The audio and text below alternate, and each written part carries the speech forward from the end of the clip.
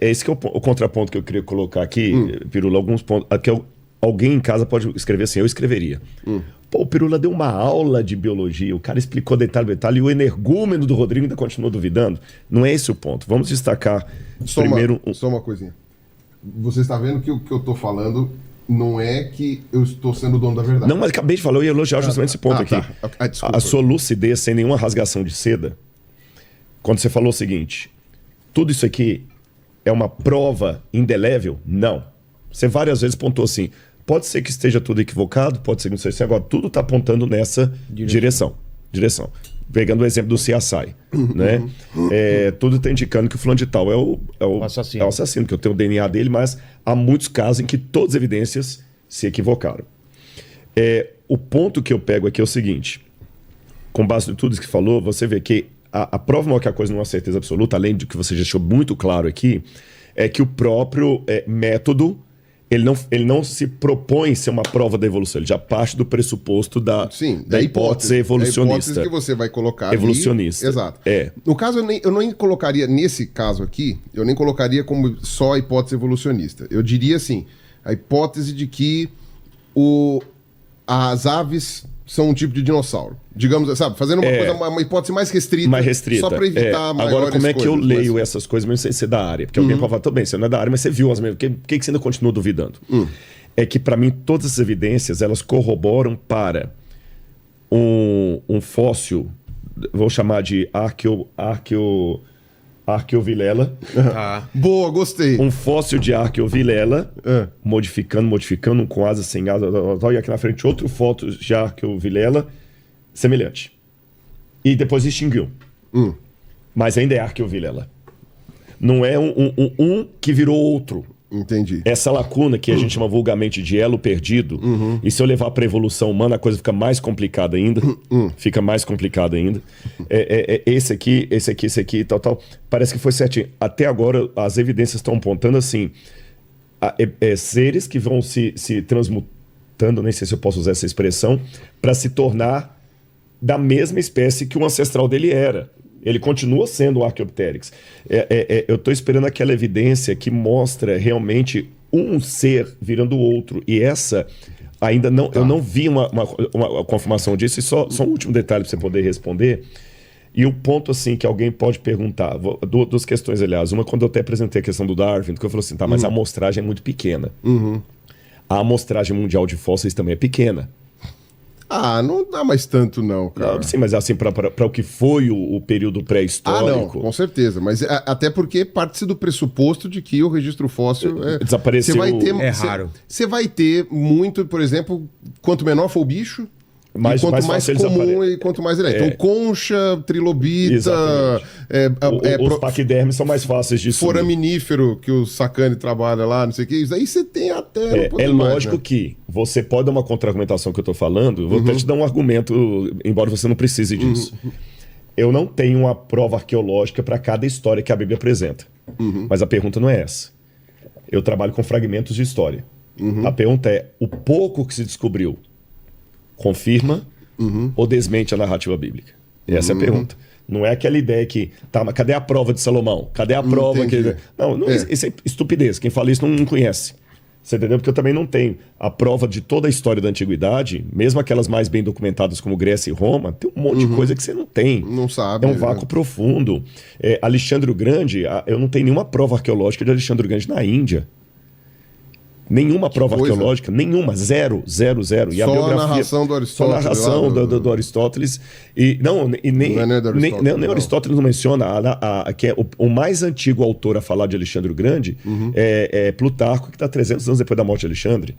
Então você tem aquelas moedas lá que foram cunhadas depois da morte dele. A gente não tem prova nenhuma. Isso é até uma briga que até dou uma ironizada no Bertrand Russell. Que o Bertrand Russell falava que para que os crentes ficam preocupados com Jesus? Nós temos que enaltecer Pitágoras. Pitágoras é que é um homem que tem... E sabe qual a prova arqueológica que eu tenho da existência de Pitágoras? Zero. Eu tenho um texto... Zero. Não tem texto, não tem nada. E pode perguntar um matemático aqui e falar, não, já nem sabe se Pitágoras existiu. E aí vem o Bertrand Russell e fala que os crentes perdem tempo com Jesus quando nós temos que enaltecer Pitágoras. Há muito mais evidências arqueológicas e históricas de Jesus do que Um mau exemplo que ele pegou. Péssimo, péssimo. E para um cara da envergadura de Bertrand Russell. Né? Mas então, o meu ponto é esse. Eu também sou cético. Não é gratuito, é porque ainda não vi uma coisa assim, bom, bateu, fechou. O que eu vi até agora condiz com o que eu chamei, peço licença para não usar essa nomenclatura, de microevolução. Seres que vão evoluindo e se tornando os mesmos seres. Agora, com relação a que você falou assim, mas são. Alguém poderia colocar isso, você não colocou, mas poderia. Mas, Rodrigo, vem cá. É meio complicado que você está falando de especialistas de China, Estados Unidos, Rússia, México, Brasil. Eu não sou o único. Tem cara que está falando e todo mundo chegando às mesmas conclusões. Aí nós temos que fazer também uma outra observaçãozinha crítica, que é o tal do Zeitgeist, que foi um alemão. Tá. O espírito. Você sabe que a mente da gente ela é preparada para encontrar parâmetros. Reconhecer padrões. Reconhecer padrões. E quando você tem um consenso social, cultural, as pessoas já olham buscando aquele padrão e já começam a enxergar o padrão. Um exemplo clássico que você deve conhecer, senão a gente pode falar para você, é o raio N. Você sabe a história do raio N, do Blondeau? Ah, tá. Não sei. Não sabe? Hoje fala-se muito do raio-x, etc. Mas antes do raio-x e tudo mais, houve o raio N, que o Blondeau, eu quero lembrar o primeiro nome, o Blondeau que ele descobriu o raio N. E muitos trabalhos foram feitos sobre o raio N. E muitas pesquisas foram feitas, artigos foram escritos. Estou falando de física, cara cético, cara de ciência, cético, eu falo assim, que trabalha com evidência, blá, blá, blá, blá. Até que alguém desconfiado que o raio N era uma ilusão coletiva, uma farsa, ele fez uma coisa interessante. Depois eu posso passar histórico disso, é uma história bem documentada. Era um jornalista científico. Ele tirou da sala a lâmina ou a lente que produziu o raio N. E trouxeram, e durante dias deixou sem a lâmina ali. Os vários físicos entravam, continuavam medindo o raio e vendo o raio quando era impossível ver, porque a lâmina não estava ali. Estava lá. Somente depois disso, provaram que o raio N era uma grande besteira, mas até isso aí tinha muito físico defendendo o raio N e em pontos diferentes, sabe? Então, esse detalhe assim de a maioria tá, porque teve uma época também que a maioria falava de Bíblia. E era um consenso, né? Então, por isso que eu, assim, não é por teimosia, por estupidez, e eu agradeço a gentileza com que você colocou a coisa aqui em 2 pontos que eu destaco. 3, aliás. 4. Eu vou destacar 4 pontos da sua fala aqui. A paixão pelo que faz, seu olho brilha, isso é bonito. Você tem paixão pela biologia, você começou a falar da sua infância, que você gostava de bicho e tudo mais, você falou com paixão. Você é didático. Você é didático. Eu discordo um pouco. Não, pra mim foi. Eu entendi. Você não pode discordar, isso é... Eu entendi. Eu achei meio... Eu vou falar como confuso, a gente fala no mundo crente. Receba. Ah, tá bom. Ok. Receba. Você e o Luva de Pedreiro. Exatamente, receba. Você é didático. Terceira coisa, você foi coerente, você não forçou a barra. O que dá pra ser, dá pra ser. O que não dá pra ser, não dá pra ser. Você tá entendendo? Você foi uma coisa. E você não foi, pelo menos aqui agora, eu não tô vendo de outra publicação, eu falei, eu evitei ver. Você não foi de maneira nenhuma desrespeitoso com o meu ceticismo. Você teve a paciência de me explicar e até teve um desejo similar ao meu, de vontade que eu entenda isso. De tão lindo que é. Participar do grupo. Ponto. Sai do pirula agora e vou pro mundo externo. No mundo externo, não são esses 4 itens que eu vejo de muitos ateus evolucionistas falando.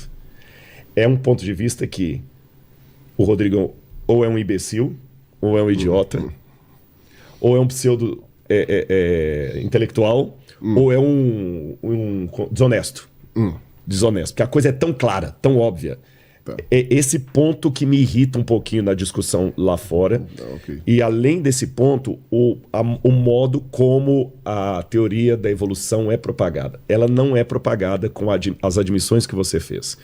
Pegue um livro didático, a coisa é desenhada de um jeito ali tão preciso. Eu vou precisar escrever. Tá. Então... Nos livros didáticos, a coisa é desenhada de uma maneira tão precisa que não trabalha com essas questões que você não tem esse hiato aqui de poder. Não. Vou dar um exemplo. os embriões do Haeckel. Quanto tempo esses embriões continuaram sendo publicados? E você sabe que aquilo ali... Até hoje publicam. Até hoje publicam.